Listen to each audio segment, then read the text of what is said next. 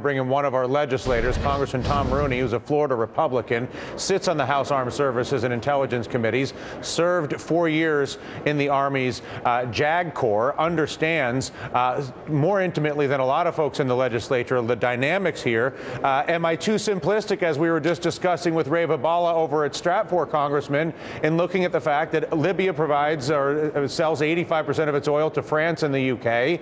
They're the ones that are the most worked up about what we do in Libya. Is this just another case of Middle East oil and Western interests?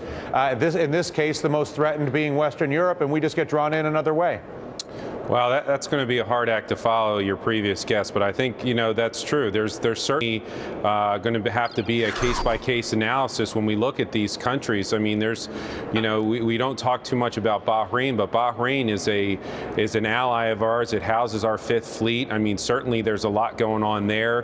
What oil interests are there in Saudi and elsewhere are certainly going to play into this in the future. And when the president, as he unveiled his Obama doctrine last night, just talked about humanitarian coupled with NATO and UN, I mean, that leaves a very wide range of possibilities for the future that, I personally think the Congress needs to get involved with now, as we have historically in our country in the past. Do you think that if there were not energy interests in Western Europe relative to Libya, that we would be militarily active in that country today? I seriously doubt it. I mean, look at some of the countries that we've conveniently ignored over the last several years or decades. I mean, whether you talk about North Korea or Darfur or any of the countries that might not have, necessarily, or we have a vested interest or any other interest in, it seems like, we look with disfavor upon what's going on there, or we might try to help at the margins. But, what we're doing in Libya is war, and it's getting more and more intimate every day, depending on the type of planes that you're looking at, that we're using in Libya now today.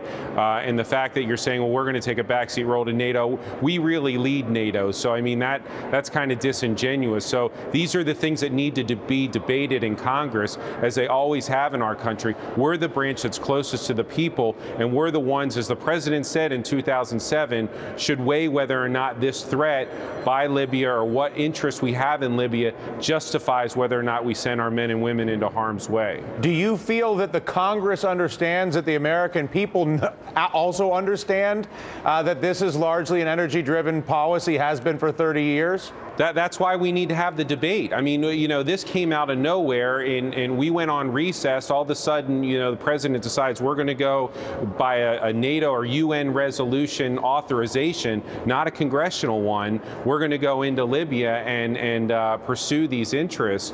When you have a debate, I mean, granted, you got to look back at when we went into Iraq. We had a debate for a year before we gave the Bush administration the authorization. This is the time where people make up their mind whether or not they understand what's really behind why we're going into Libya, or whether or not we want to send our sons and daughters to go fight for those interests. This is why we need to have the debate. The UN authorization is not the kind of authorization that our founding fathers intended for us to go into armed conflict, or whatever the administration is calling it. I like to call it not war. Well, it is, and it's getting more and more like war every day. So, yeah, and it's not a laughing matter, Congressman. Thank you so much for the time this afternoon. Thanks, here's to enjoying a more aggressive energy debate around our policies in the Middle East and elsewhere. Coming up on the Dylan Ratigan Show, former